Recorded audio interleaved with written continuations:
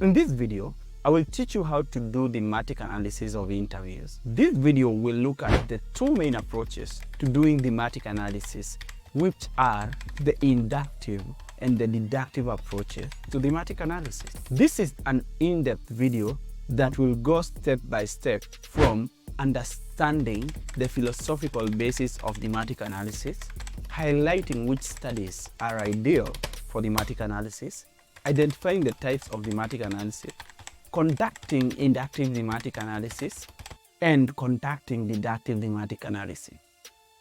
Now, let's understand the philosophical basis of thematic analysis.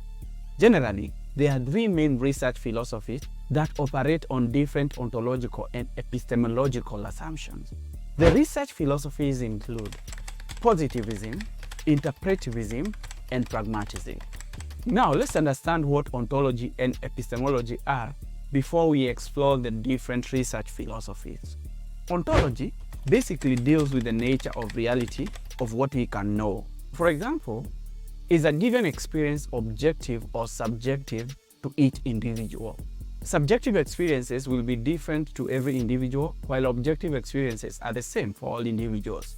For instance, you might want to investigate if individuals who attended a football match had different or similar experiences. Such an investigation is therefore based on ontology as we seek to understand the nature of reality. On the other hand, epistemology relates to how we can obtain knowledge and understand different phenomena.